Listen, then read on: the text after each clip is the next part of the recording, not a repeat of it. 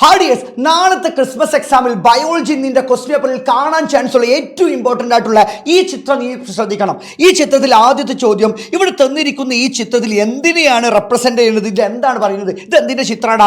ഫാഗോസൈറ്റോസിസിന്റെ ചിത്രമല്ലേ? 5ാം ചാപ്റ്ററിലെ ആദ്യം നിങ്ങൾ ഇമ്പോർട്ടൻ്റ് ആയി പഠിക്കേണ്ട ചിത്രമാണ് ഫാഗോസൈറ്റോസിസ്. ഇതിന്റെ സ്റ്റെപ്സുകൾ നമ്മളോട് എന്താകാൻ ഒരു ഫ്ലോ ചാർട്ട് രൂപത്തിൽ എന്താണ് ക്രമീകരിക്കാൻ പറഞ്ഞത്. നമുക്കൊന്ന് ക്രമീകരിച്ചു നോക്കാം. ഇത് എന്തിന്റെ ചിത്രമാണ്? ഫാഗോസൈറ്റോസിസ്. ഇതിന്റെ പ്രത്യേകത ഫാഗോസൈറ്റ്സ് എന്താണ്? ഇങ്ങനെ വിഴുങ്ങി എൻഗൾഫ് ചെയ്ത് നശിപ്പിക്കുന്ന സെൽസിനെ വിളിക്കുന്ന പേരിലെ ഫാഗോസൈറ്റ്സ്. ഓല ആദ്യം എന്തെത്തും? പാത്തോജൻ അടുത്തെത്തും. എന്നിട്ട് ഈ റിസപ്റ്റർ ഉപയോഗിച്ച്, ഈ ഗ്രാഹികൾ ഉപയോഗിച്ച് ഇവരെ ഫാഗോസോം ആക്കി മാറ്റും. ഫാഗോസോം എന്ന് പറഞ്ഞാൽ ഇവരുടെ ഉള്ളിലുള്ള ഇതാണ് ഫാഗോസോം.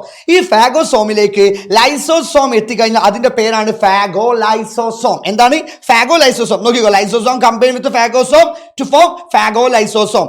അങ്ങനെ ആ എൻസൈംസ് ഡെസ്ട്രോയ് ദ പാത്തോജൻ. ആ പാത്തോജൻ എന്താവും? ഡെസ്ട്രോയ് ചെയ്ത് നശിപ്പിച്ചിട്ട് എന്താവും? പുറത്ത് കളയും. ഈ സ്റ്റെപ്സുകൾ എൻ്റെ മക്കൾ ഇമ്പോർട്ടൻ്റ് ആയി പഠിച്ചിരിക്കണം.